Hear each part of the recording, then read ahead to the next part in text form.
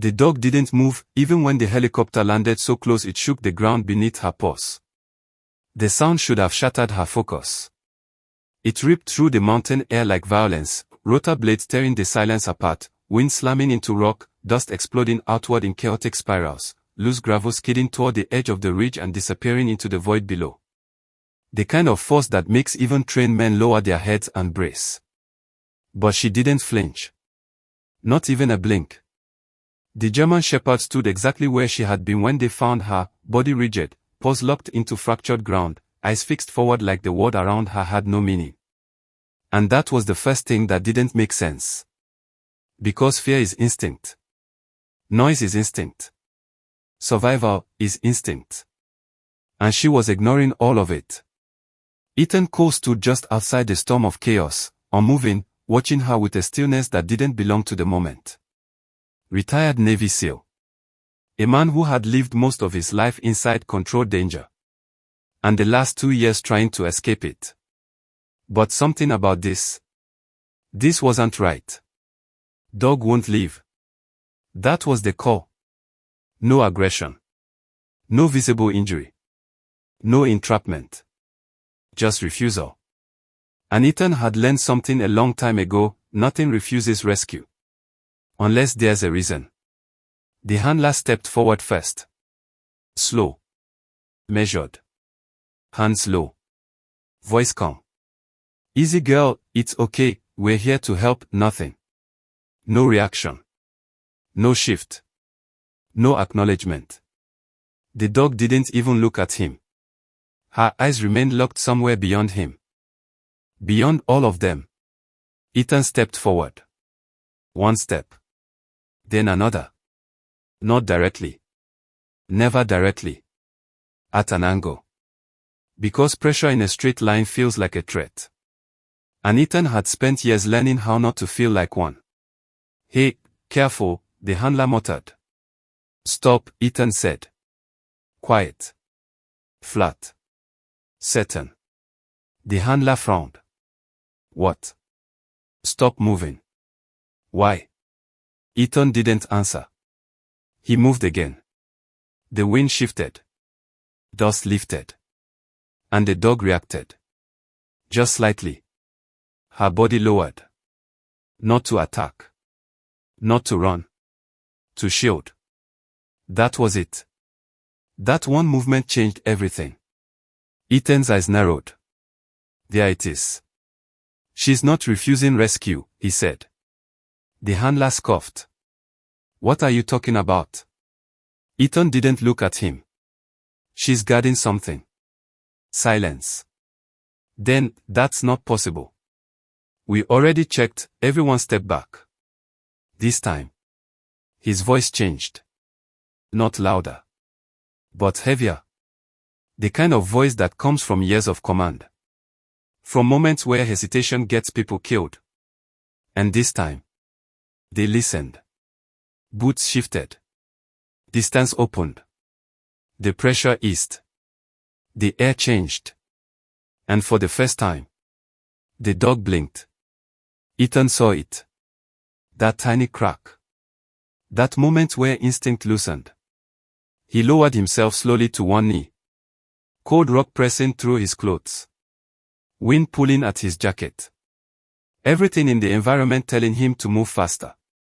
But he didn't. Because this wasn't about speed. This was about trust.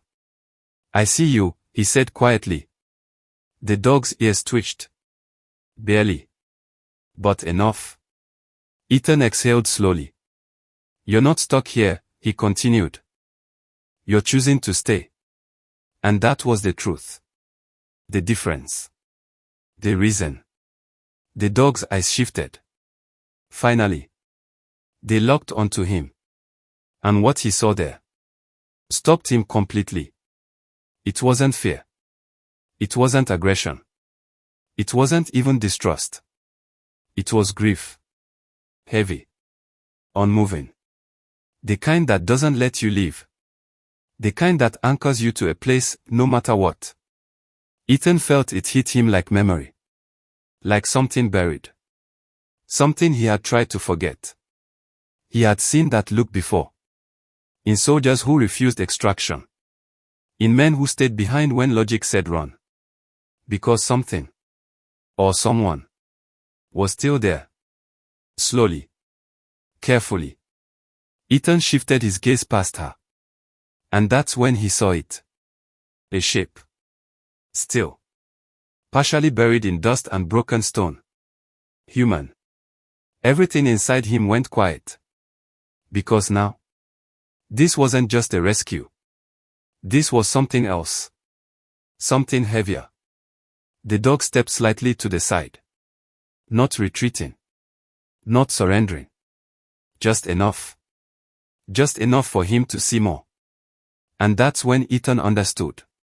She's not refusing rescue, he said it softer now. She's staying with someone.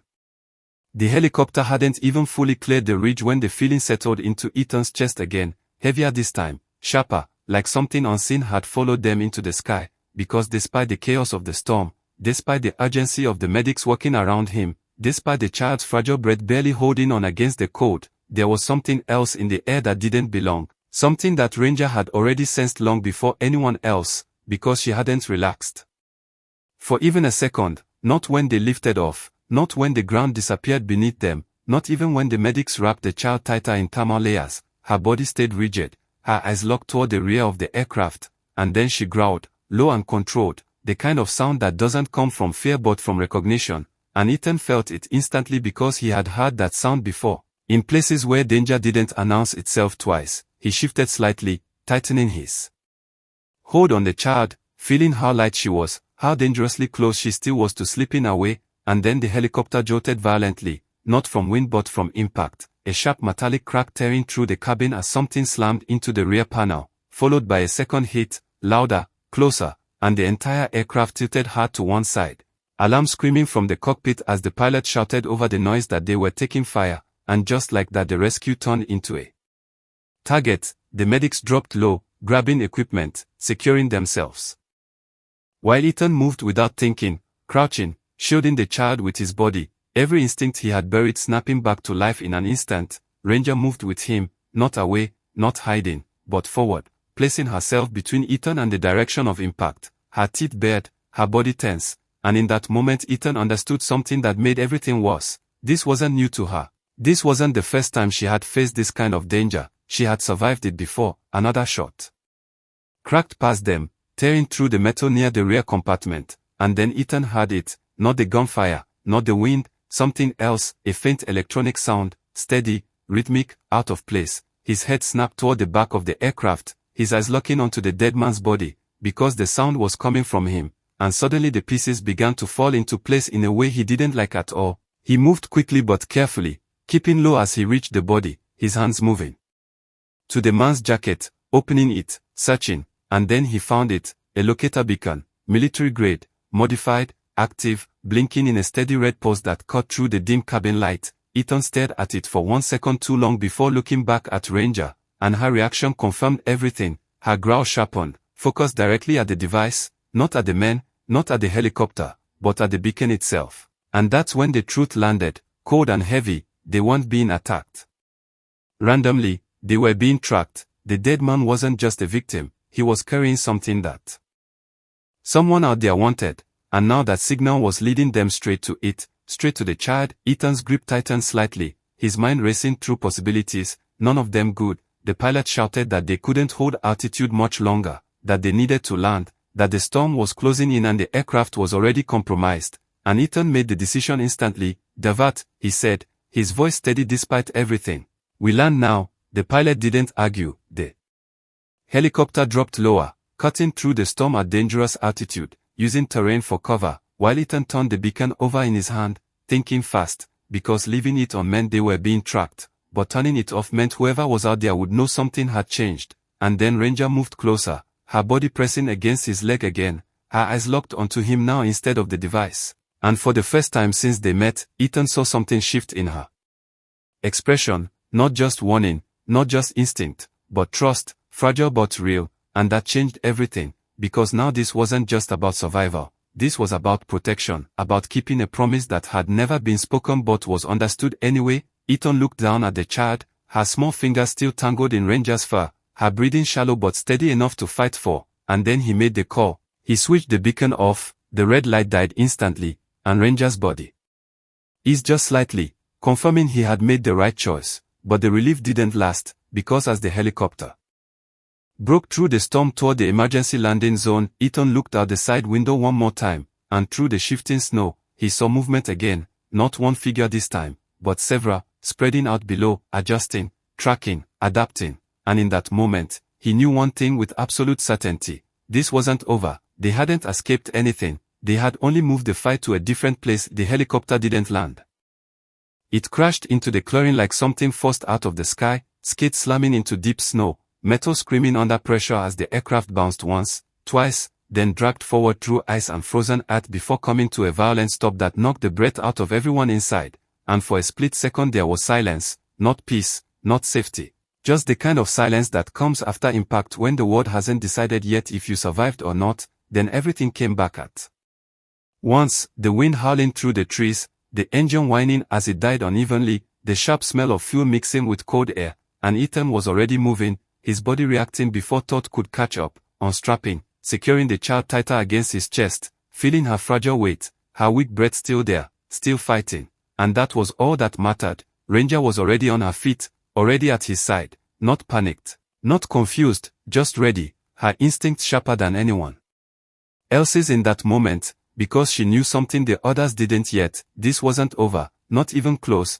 The pilot shouted something about the aircraft not holding, about needing to move now, about fire risk, but Ethan didn't need the warning. He could feel it, the instability, the danger, the seconds slipping away, out, he ordered, voice cutting through everything, and they moved, one by one, dropping into the snow, boots sinking deep, cold hitting like a wall, the storm still raging but broken slightly by the trees that surrounded the clearing, visibility better here but not by much, shadows stretching between trunks, branches bending under weight, everything alive in a way that made it hard to tell what was movement and what was just the storm itself. Ethan stepped down last, the child secure, Ranger landing beside him instantly, her body low, her head turning, scanning, listening, and then she growled again, louder this time, sharper, directed not at the wreck behind them but at the forest ahead. And Ethan followed her gaze, his eyes narrowing as he looked into the dark line of trees where the storm seemed to lose shape, where the wind moved differently, where something didn't feel right. What is it? One of the medics whispered, but Ethan didn't answer, because Ranger already had, her body tightening, her ears forward, her focus absolute. And then he heard it too, a sound that didn't belong to the wind, didn't belong to the trees, a step, soft but deliberate, followed by another, closer this time. Controlled, not random, not an animal, human. Ethan's entire posture shifted instantly, the old instincts locking in, his weight adjusting, his breathing slowing, his mind clearing, because this was familiar now, too familiar. We're not alone, he said quietly, and the words settled heavy in the air. The medics froze, the pilot turned, scanning, trying to see through the snow and shadows, but it was too late for uncertainty, because the shapes appeared one by one, emerging from the darkness between the trees like they had always been there, waiting. 3 figures at first, then a fourth, spaced out, controlled, moving with purpose, not rushing, not hiding.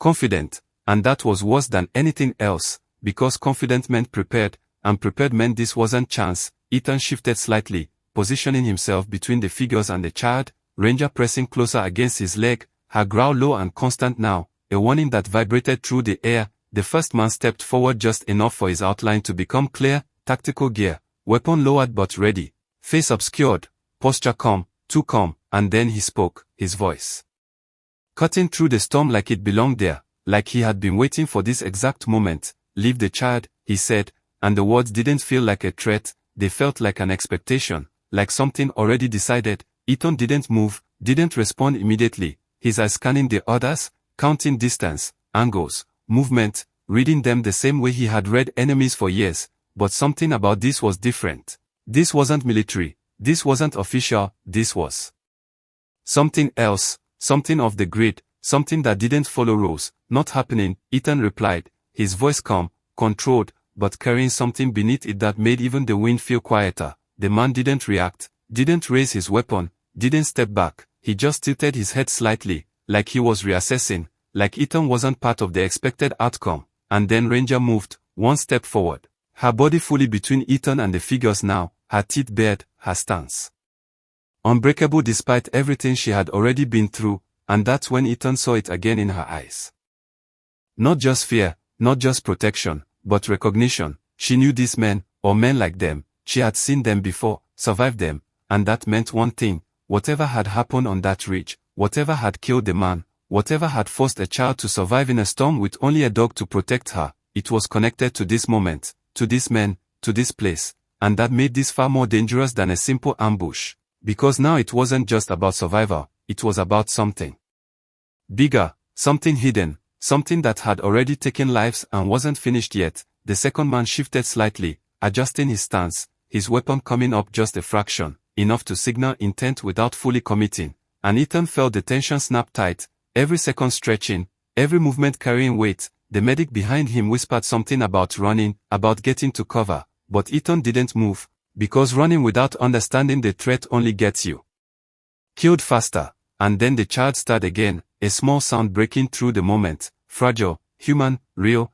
and it changed everything, because all eyes shifted, even the men in front of them, just for a second, and in that second Ethan saw it, something he hadn't expected, not hesitation, not confusion, but interest, and that was worse, because it confirmed what he already feared. They weren't here for him.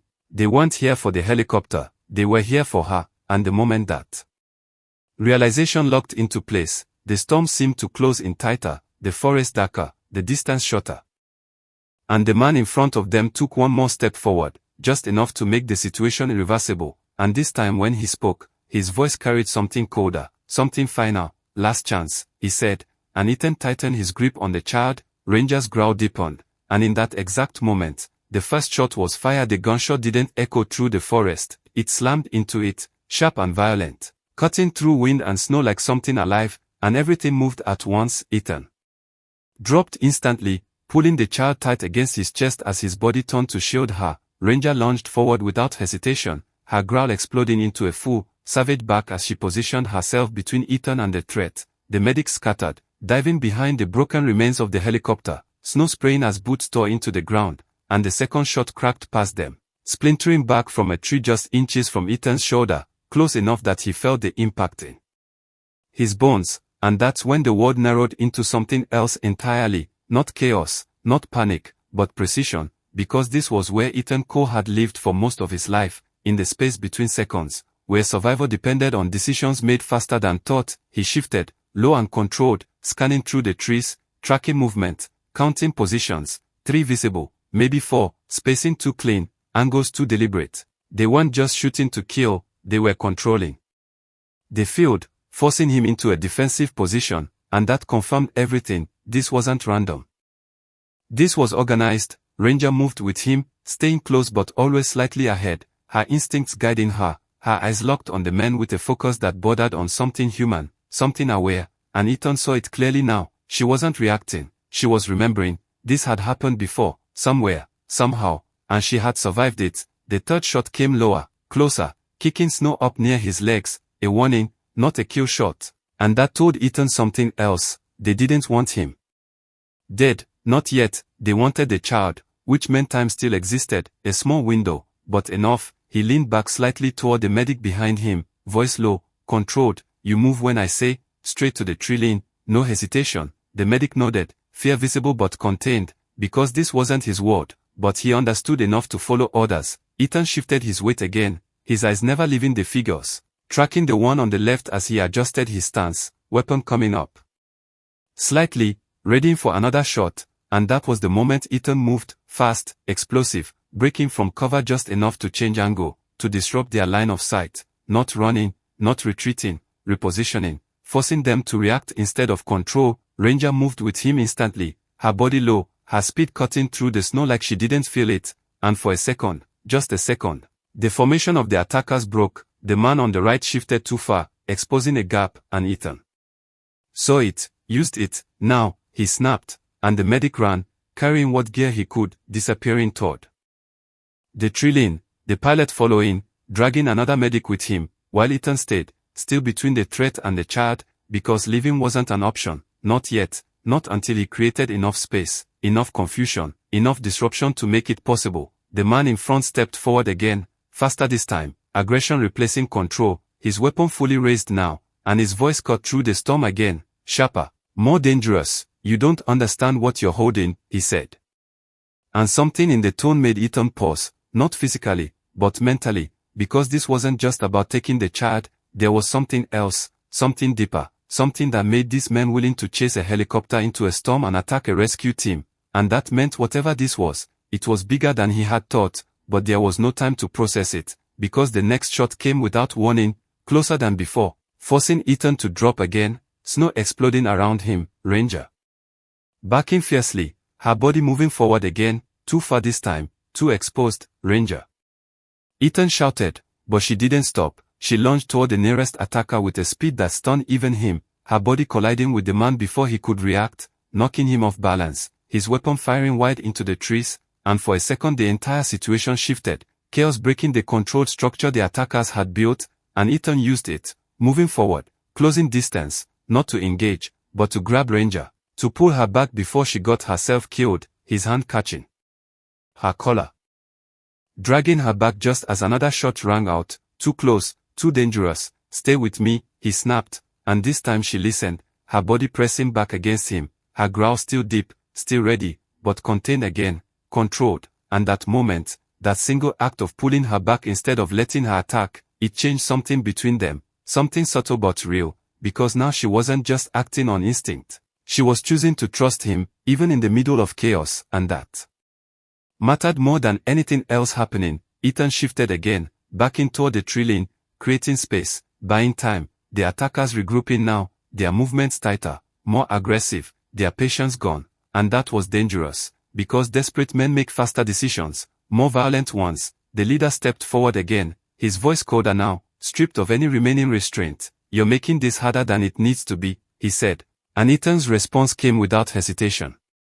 Without emotion, just truth, good, and in that moment, the standoff broke completely, the forest no longer just a backdrop but a battlefield, the storm no longer just weather but cover, and as Ethan turned and moved into the trees, the child held tight against him, Ranger at his side, the sound of footsteps and gunfire chasing them into the darkness. One thing became painfully clear, this wasn't a rescue anymore, this was a fight for survival, and whatever the child was worth killing for. The forest swallowed them the moment they crossed the tree line, the storm outside fading into a distant roar as the dense pines broke the wind just enough to turn chaos into something quieter.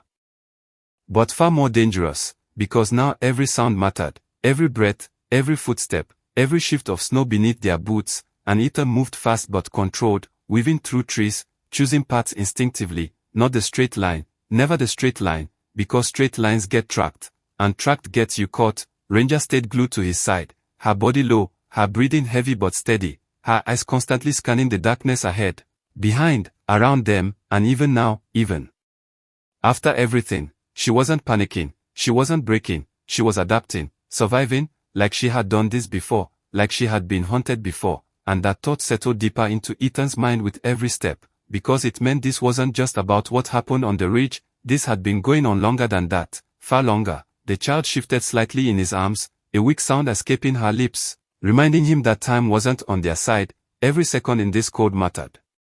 Every delay pushed her closer to something he wasn't willing to accept. Keep moving, he whispered, more to himself than anyone else, because stopping wasn't an option, not yet, not while the sound of movement followed them through the trees, not loud, not careless, but there, controlled, deliberate. The attackers weren't rushing anymore, they were tracking, spreading out, cutting angles, hunting, and Ethan recognized the pattern instantly, because he had used it himself, more times than he could count, and that realization made this worse, because now he knew exactly how they were thinking.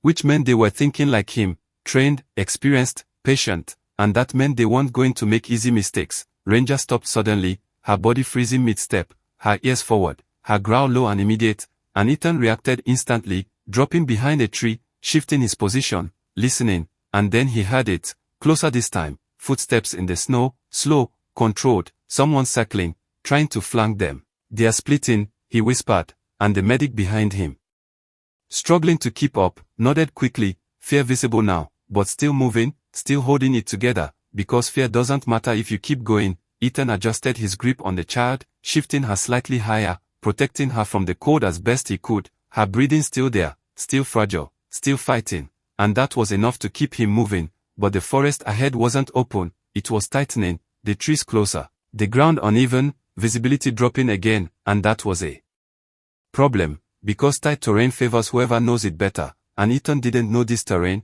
but whoever was chasing them probably did. Ranger moved again, slightly ahead now, her body angling left, guiding him, not randomly, not instinctively, but with purpose, and Ethan followed without hesitation, because at this point, her instincts were as valuable as any map, maybe more. They moved deeper, the sound of water growing faintly somewhere ahead, a creek or runoff, and that gave Ethan an idea, a risky one, but the kind that might buy them time. We hit the water, he said quietly. Break the trail. The medic nodded again, though his breathing was heavier now, slower, struggling, but still moving, still following, and that mattered, because stopping wasn't an option for anyone. Ranger picked up speed slightly, leading them toward the sound, her body cutting through the snow with determination, and for a moment, just a moment, it felt like they might actually get ahead, might actually create distance, but then the sound came again, closer now, sharper, a branch snapping somewhere to their right, and Ethan knew instantly, they weren't just being followed anymore, they were being closed in on. Faster, he said, pushing forward, ignoring the burn in his legs, ignoring the cold biting through his clothes, because none of that mattered, only the distance, only the child, only survival. They broke through the trees suddenly, the ground dropping slightly as the creek came into view, dark water cutting through snow and ice, moving fast, cold enough to kill in minutes, but it was what they needed. Ethan stepped in without hesitation, the shock of the freezing water hitting instantly, biting through boots, through skin, but he kept moving, stepping along the shallow edge, careful, controlled, letting the current take away their trail. Ranger followed without pause, her body dipping into the water beside him, not hesitating, not resisting, fully committed, and that told Ethan everything again. She trusted him now, completely, and that trust mattered more than anything, because it meant she would follow wherever he led, even into danger, even into freezing water. They moved along the creek for several meters before Ethan pulled out, climbing back onto the bank, the medic stumbling slightly as he followed, nearly losing balance, but catching himself just in time, breathing hard now, dangerously hard. We can't keep this pace, he muttered, and Ethan knew he was right, but slowing down wasn't an option yet, not until they had created enough distance, enough confusion. Ranger shook slightly as she climbed out, water dripping from her coat,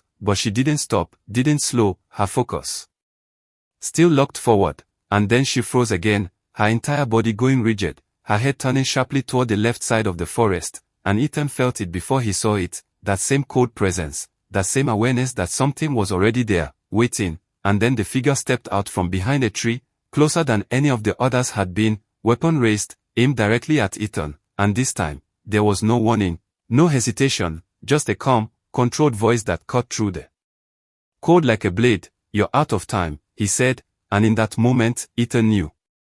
This wasn't a chase anymore, it was a trap. The man didn't rush, didn't shout, didn't even raise his voice, and that made him more dangerous than any of the others, because calm meant control, and control meant he knew exactly where they were and exactly how this was going to end. His weapon steady, trained directly on Ethan, and for a second the entire forest seemed to hold its breath, the storm muted behind the trees, the creek rushing quietly nearby, Ranger standing just slightly ahead of Ethan, her body rigid, her growl low and constant, not breaking, not hesitating, ready to move the second something changed, and Ethan felt the weight of the moment settle in fully now, because this wasn't about buying time anymore, this wasn't about escape, this was about decision, about what he was willing to risk and what he was willing to lose. The child shifted again in his arms, a small fragile movement that reminded him exactly what was at stake, her breath still there, still fighting, still holding on, and that was enough. It had to be enough. You don't have to do this, the man said, his tone calm, almost reasonable, like he was offering a choice instead of taking one, but Ethan knew better. He had heard that tone before, in places where choices weren't real, where the outcome had already been decided, and the words were just part of the process. Put the child down, the man continued, and you walk away. Ethan didn't answer immediately, his eyes locked on the man, his mind moving fast, calculating distance, angle, reaction time, the position of the others. because they were still out there, still closing in. This wasn't one man, it was a formation, and this one was just the closest piece of it, the most immediate threat. Ranger's growl deepened, her body shifting slightly, preparing, and Ethan felt it, that moment right before action, right before everything breaks, and he made his decision, not based on logic, not based on odds, but based on something deeper, something older, something he had carried long before this moment. Not happening, he said, his voice steady, quiet, but absolute, and the man's expression didn't change, not surprise, not anger, just a small shift, like a piece falling into place, like he had expected this outcome all along. And then he moved, fast, faster than most people would have seen, his finger tightening on the trigger, and that was the moment Ranger exploded forward, not waiting, not hesitating, her body launching through the snow with a force that came from instinct and something deeper, something protective. Something that didn't care about consequences, only about stopping the threat. She hit the man just as the shot fired, the bullet tearing past Ethan's shoulder, close enough to feel the heat of it, the impact knocking the attacker backward, his weapon discharging again into the ground, snow and dirt exploding upward, and everything turned chaotic again, the quiet shattered, the forest alive with movement. Ethan dropped instantly, shifting the child behind the cover of a fallen tree, his body shielding her completely, his mind snapping into full combat awareness, because now it was no longer about avoiding the fight, it was about surviving it. Ranger grappled with the man, her teeth finding his arm, her weight driving him down, but he wasn't untrained. He fought back, hard, trying to bring the weapon around, trying to regain control, and Ethan knew he had seconds before the others arrived, before this moment collapsed into something worse. He moved forward, fast, closing the distance, grabbing the man's wrist, forcing the weapon away, twisting hard, using leverage, using precision, the kind of movement that had been drilled into him over years, and the gun fell into the snow, lost for just long enough. Ethan drove his shoulder into the man's chest, forcing him back, Ranger releasing just enough to reposition, her body still ready, still locked onto the threat. The man hit the ground hard, but he didn't stay down. He rolled, fast, reaching for a secondary weapon, and Ethan saw it, reacted instantly, kicking the man's hand away, the blade slicing through empty air instead of flesh, the fight turning close, brutal, controlled chaos, no wasted movement, no hesitation, just survival. The man swung again, Ethan blocked, countered, drove him back, but even as he did, he knew this wasn't the real problem. This was just one piece, and the others were still coming. He had them now, footsteps in the snow, closer, faster, drawn by the sound of the fight, and that changed everything again. Because now staying here meant getting surrounded, meant losing the only advantage he had. Ranger backed sharply, breaking the moment, and Ethan reacted, grabbing the man's jacket, shoving him back into the snow, not finishing him, not staying to fight, because that wasn't the mission. Survival was. Move, he shouted, turning back to the child, lifting her quickly but carefully, ignoring the pain in his shoulder, ignoring the cold, ignoring everything except the path ahead. Ranger fell back to his side instantly, her body pressing close again, her breathing heavier now, but her focus unchanged, still alert, still ready. They moved fast, deeper into the forest, the sound of the others breaking through behind them, the hunt continuing. But something had shifted, something important, because now Ethan knew, these weren't just trackers, these weren't just hired men, they were trained, organized, prepared for resistance, and that meant whatever they wanted from that child was worth everything they were risking. And that thought settled into his mind as they disappeared into the trees again. One truth becoming impossible to ignore: this wasn't just about survival anymore. This was about uncovering something that someone was willing to kill to keep hidden. The forest grew darker the deeper they moved, not just because of the storm above but because the trees themselves seemed to close in, branches heavy with snow bending low, creating narrow corridors that twisted and shifted with every step. And Ethan could feel the exhaustion starting to creep into his muscles now, the cold working its way through his body, the weight of the child becoming heavier not because she had changed but because time had. Because every second in that freezing air was pulling something from both of them, and still he didn't slow down, because slowing down meant getting caught, and getting caught meant losing everything. Ranger stayed tight at his side, her movements no longer just instinctive but deliberate, calculated, guiding him through the forest in ways that didn't feel random, like she knew paths, knew direction, knew where not to go, and Ethan followed without hesitation, because at this point her survival instincts were as sharp as any training he had ever received, maybe sharper, and behind them the sound of pursuit hadn't stopped, it had changed, quieter now, more controlled, spreading out again, cutting off angles, adapting to their movements, and that told Ethan everything he needed to know. These men weren't going to give up, not here, not now, not after getting this close. We need cover, the medic whispered behind him, his voice strained. Breath heavy, barely keeping pace, and Ethan nodded slightly, because he knew it too, running only buys time. It doesn't solve the problem. They needed a place to hold, a place to reset, a place to protect the child long enough to figure out the next move, but the forest wasn't offering that easily. It was uneven, exposed in the wrong places, too open in others, until Ranger suddenly veered right, sharply, her body cutting through a cluster of low branches that almost hid the path completely, and Ethan followed instantly, pushing through the resistance, ignoring the sting of branches against his face.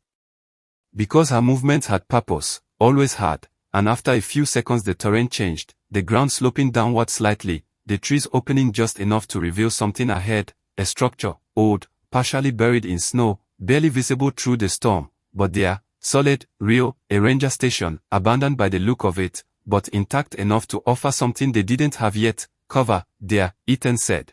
His voice low but urgent, and they pushed toward it, boots slipping slightly on uneven ground, the distance closing quickly, and for a moment it felt like they might actually make it without contact, but that moment didn't last, because the sound came again, sharper now, closer, a voice this time, not shouting, not panicked, but controlled, calling out from behind them, "You can't outrun this," and Ethan didn't turn, didn't respond, because responding wastes time and time was already gone. They reached the structure, the door half buried under snow, Ethan shifting the child carefully as he forced it open, the wood groaning under pressure before giving way, and they moved inside quickly, the medic following, pulling the door closed behind them, the sudden quiet inside almost disorienting compared to the storm outside.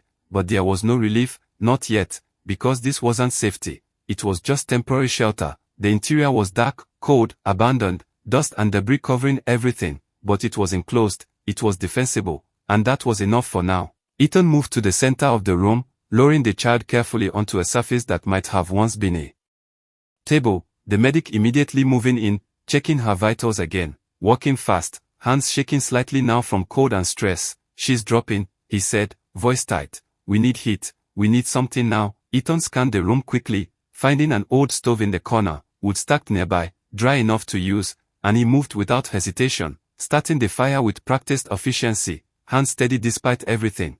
Because survival doesn't wait for comfort, it demands action. Ranger stayed close to the child, her body pressed near her, her warmth adding to the effort, her eyes still alert, still watching the door, because even here, even now, she didn't relax, and that told Ethan everything. They weren't safe yet, not even close. The fire caught slowly, then stronger, heat beginning to fill the space, pushing back against the cold just enough to matter. The child's breathing still weak but there, still fighting. And Ethan felt something tighten in his chest, not fear, not exactly, something else, something closer to responsibility, because this had become more than a rescue. More than survival, this was now a promise, one he hadn't spoken but had already committed to. And then the sound came again, not from inside, not from the fire, from outside, footsteps in the snow, multiple, controlled, closing in, and Ethan's entire body shifted instantly, his focus snapping back to the present, to the threat, to what was coming next. Ranger moved toward the door, her growl low and steady again, and the medic looked up, fear clear now. "They found us," he whispered, and Ethan didn't deny it, because denying reality doesn't change it. He moved toward the door slowly, positioning himself between it and the child, his mind already working through options, none of them good, because now they were contained, limited space, limited exits, and the attackers knew it, which meant the next move wouldn't be a chase, it would be a confrontation. And as the footsteps stopped just outside, the silence that followed was worse than the noise, because silence means decision, and decision means something is about to happen. And then, slowly, deliberately, a shadow moved across the bottom of the door, followed by a voice, calm, controlled, the same voice from before. "You're running out of places to hide," it said, and Ethan's grip tightened slightly as he stood there in the dim light of the fire, the child behind him, Ranger at his side, and the truth settled in completely now. This wasn't just about escaping anymore. This was about surviving what came next. His silence outside the cabin wasn't empty, it was controlled, deliberate, the kind of silence that comes right before something breaks, and Ethan could feel it pressing against the walls like pressure building under ice, the fire behind him crackling softly, casting long shadows across the worn wooden interior, while Ranger stood rigid near the door, her body tense, her growl low and constant, not loud, not frantic, but steady, like a warning that hadn't changed since the moment this all began. And Ethan didn't move right away, because movement without a plan was just panic, and panic gets people killed. He stood there, breathing slow, controlled, listening, not just to the footsteps outside but to everything, the wind shifting, the subtle scrape of boots repositioning, the spacing of the men around the cabin, and it told him exactly what he needed to know. They weren't rushing.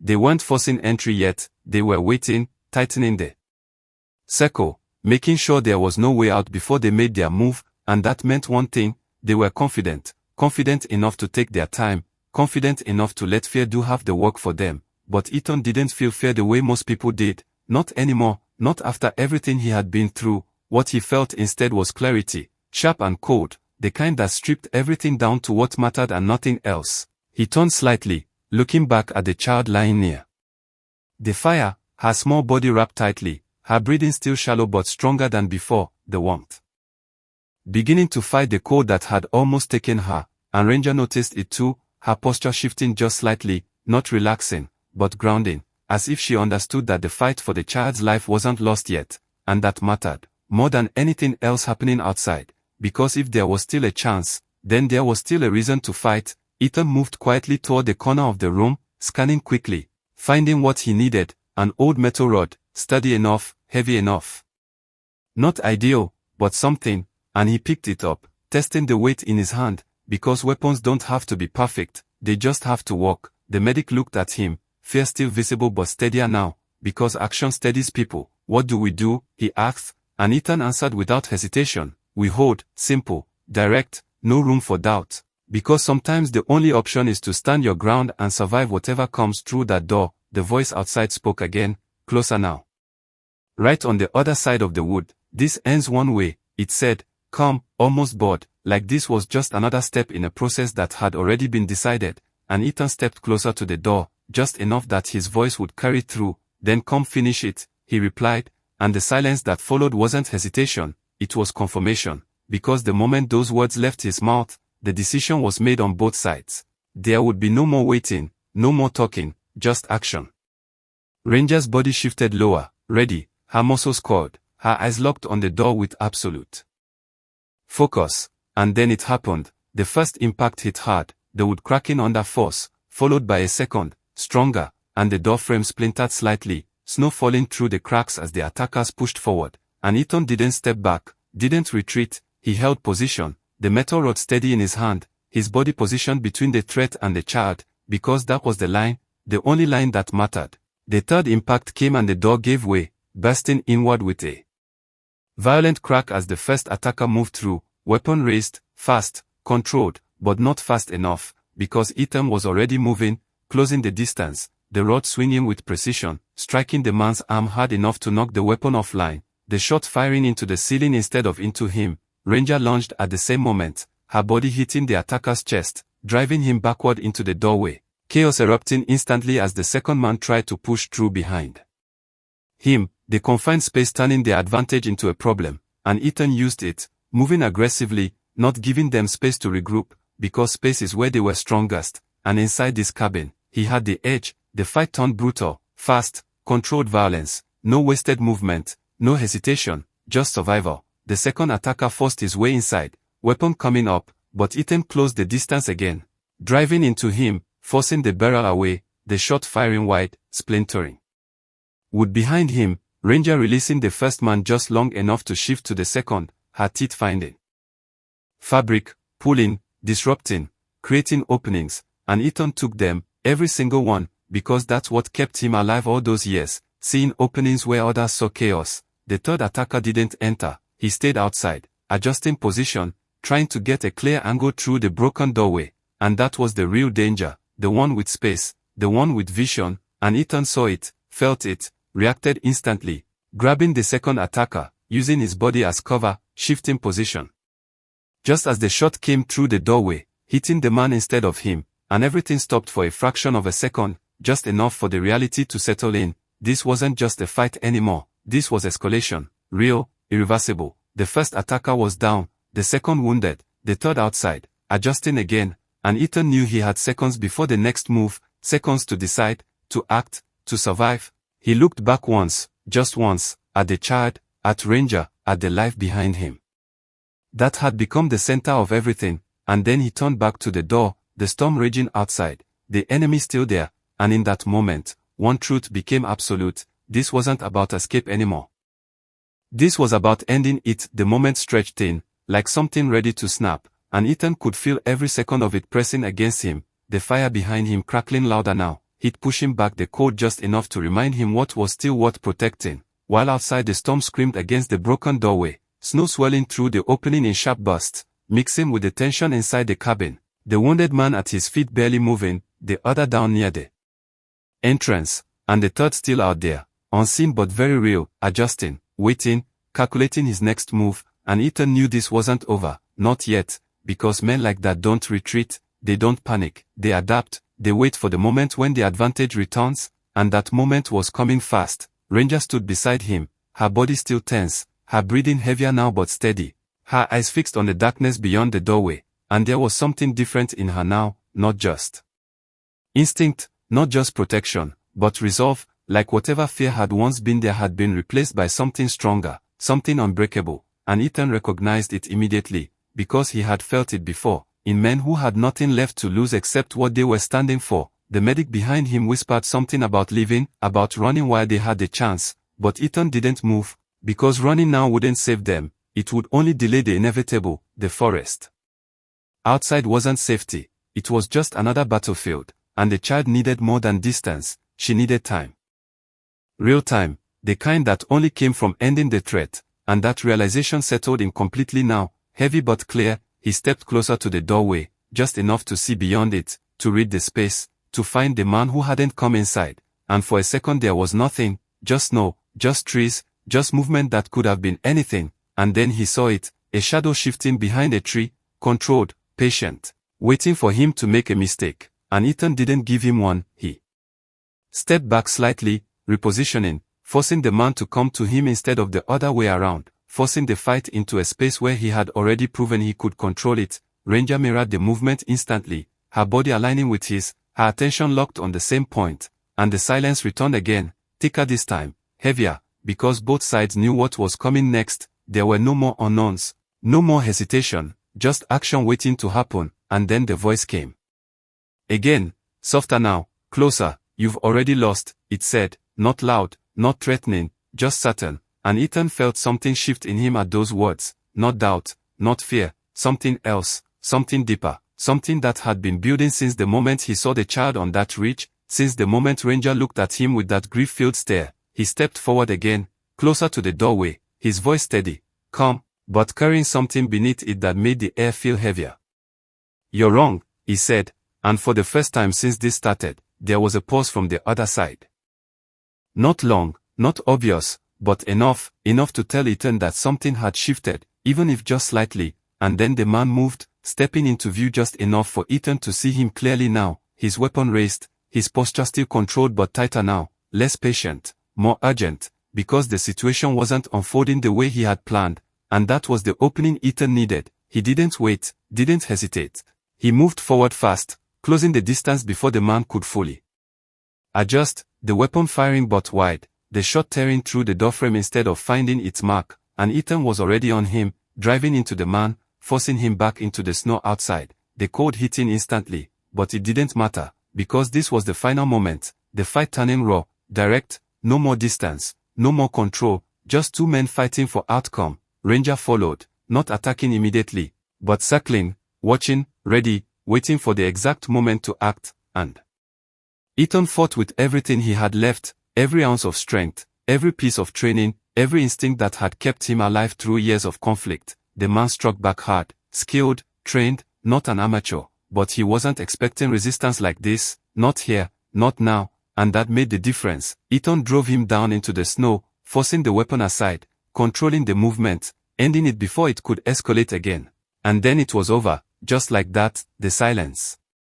Returning again, but this time it was different, not tense, not waiting. Final, Ethan stood slowly, his breath heavy, his body feeling the weight of everything at once. Now that the fight had stopped, Ranger stepped closer, her body relaxing slightly for the first time since this began, her eyes shifting from the fallen man to Ethan, and there was something there now, something that hadn't been there before, not just trust, not just recognition, something deeper, something that felt like understanding, like she knew he had kept his promise. Even though it had never been spoken, Ethan turned back toward the cabin, the fire still burning inside, the child still there, still fighting, and as he stepped back through the doorway, one truth settled into place fully. This wasn't just about surviving anymore.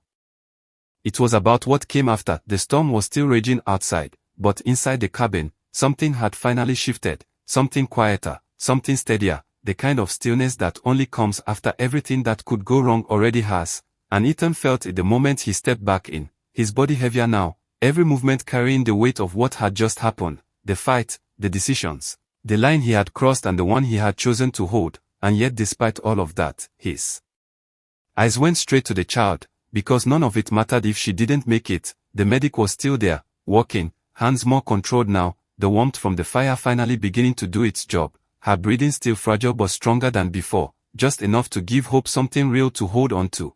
And Ranger was right beside her, exactly where she had been since the beginning, her body pressed close, her presence steady, protective, unshaken, and for the first time since Ethan had seen her, she wasn't tense, she wasn't ready to fight, she was still, watching the child with a quiet intensity that spoke louder than anything else, like this moment, this fragile life in front of her, was the only thing that mattered, and maybe it always had been. Ethan moved closer slowly, lowering himself beside them, the firelight reflecting in his eyes as he took in the scene, the broken world outside, the violence that had followed them here, and yet inside this small space, there was something else, something human, something worth everything that had just happened. The child stirred again, her small hand moving weakly until it found Ranger's fur, holding onto it the same way she had on the ridge, and this time when she spoke, her voice was still faint, still broken, but clearer. "Mama," she whispered, and Ethan closed his eyes for a second,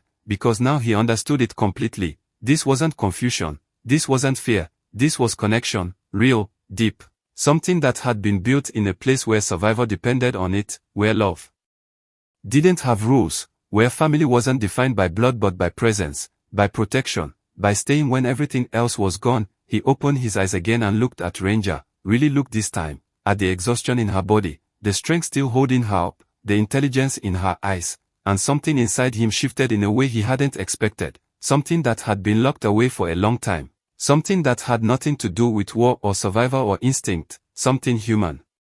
Something that had been missing. "You didn't leave her," he said quietly, and Ranger's ears moved slightly, her gaze shifting to him for just a moment before returning to the child, and that was enough, because she didn't need to respond. She had already answered that question long before he arrived. Ethan leaned back slightly, his body finally allowing itself to feel the exhaustion, the cold, the weight of everything, but his mind didn't drift, it stayed present, focused on what came next, because even though the immediate threat was gone, this wasn't finished, not really. Whoever those men were, whatever they were after, it didn't end here, but something else had begun, something that mattered more than whatever had been chasing them, something that started on that ridge and had carried through every moment since, a promise, unspoken but real, and Ethan knew what it meant now. He looked at the medic, who gave a small nod, a quiet confirmation that the child was stable, not safe yet, not fully out of danger, but alive, holding on, and that was enough, more than enough. Ethan